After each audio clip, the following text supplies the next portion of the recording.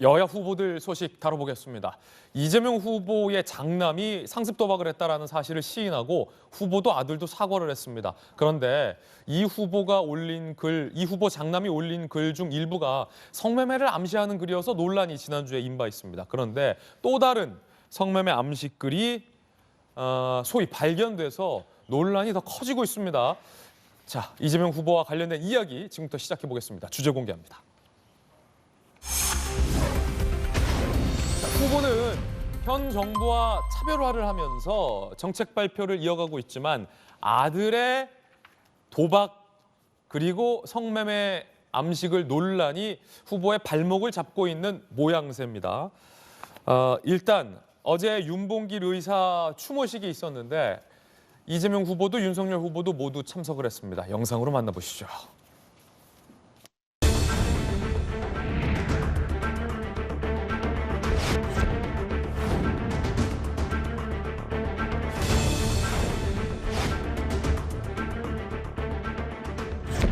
자식을 둔 죄인이니까 필요한 검증은 충분히 하시고 또 문제가 있는 점들에 대해서는 당응하는 책임을 지도록 하겠습니다. 다시 한번 죄송하다는 사과 말씀드립니다. 제가 제 처에 미흡한 부분에 대해서 국민의 비판을 겸허하게 받아들이고 사과를 올렸습니다마는 민주당 주장이 사실과 다른 그런 가짜도 많지 않습니까?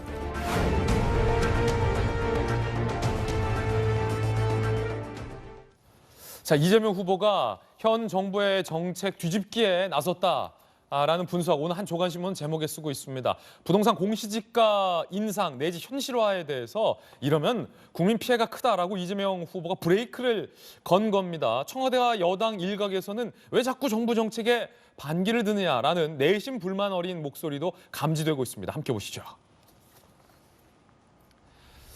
자, 양도소득세 부과와 관련돼서도 이재명 후보 정부와 다른 소리, 그리고 종합부동산세 납부와 관련돼서도 정부와 다른 소리, 이번엔 공시지가 현실화, 공시지가 인상에 대해서도 정부와 딴 소리. 2년 전 비싼 집에 살수록 세금 적게 낸다. 현행 공시가격 제도가 시세를 제대로 반영 못했다. 사실상 공시가격 현실화를 주장했습니다. 그런데 공시가격 상승은 국민 부담으로 이어진다. 전면 재검토해야 된다라고 그제 이재명 후보가 기존 입장을 바꿨습니다. 문재인 정부의 공시가 현실화 정책에도 사실상 브레이크를 걸었다라는 평가가 나오고 있는 그런 상황입니다. 전재수 의원님, 현 정부와의 차별화 행보에 나섰다라는 관측들이 많습니다.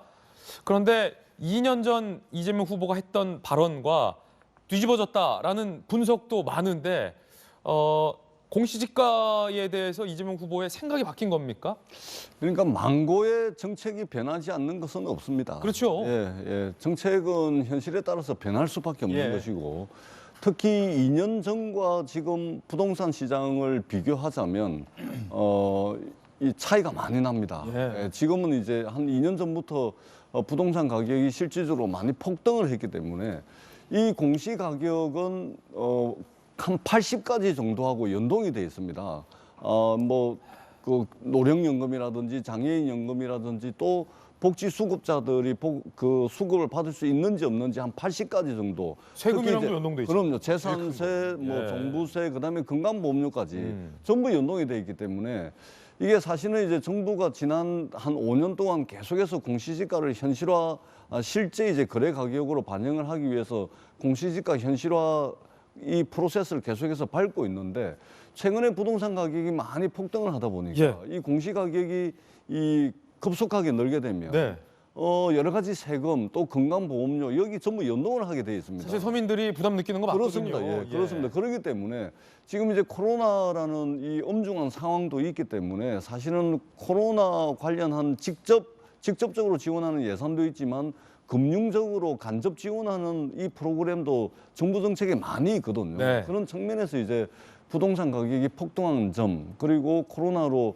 어려운 시기를 지나고 있다는 점, 이런 점 등등을 고려를 해서 공시가격의 가파른 상승, 예. 이것은 좀 정부가 좀 속도 조절을 해야 된다, 예. 이런 겁니다. 그래서 이재명 후보의 부동산 관련 정책이 잘못된 거는 고쳐야죠.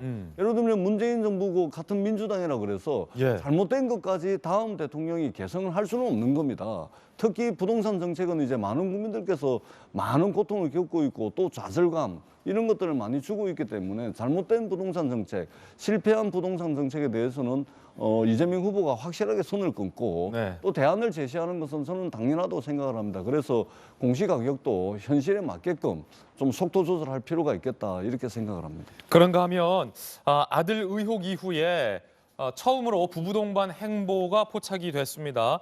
주말이기도 하고 성경책을 들고 이재명 후보와 또 아내 김혜경 씨가 함께 예배를 드리러 이렇게 참석하고 있는 모습입니다. 아무래도 이 부모 마음대로 자식 일이 안 되는 게 또 부모의 일이지 않겠습니까?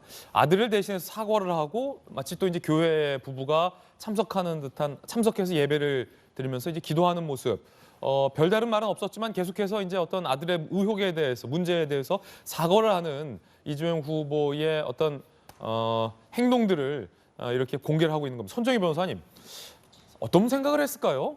아들 문제에 대해서 이재명 후보도 아빠로서, 김혜경 씨도 엄마로서 어찌 보면 처음 알았을 수도 있는 건데 믿었던 내 아들이 불법 도박을, 그리고 그걸 성매매를 암시하는 글까지 올려서 어떻게 보면 경찰 조사까지 지금 불가피한 상황인데 부모의 마음은 굉장히 좀 안타까웠을 것 같아요. 사실은 부끄럽고 참담하다라는 심정이 맞을 것 같고요. 더군다나 이제 굉장히 엄중한 시기인데도 불구하고 아들이 이제 좀 그렇게 나모르게 했다라는 부분에 있어서는 그동안 믿어왔던 것에 대한 배신감이 굉장히 클 것으로 예상이 됩니다.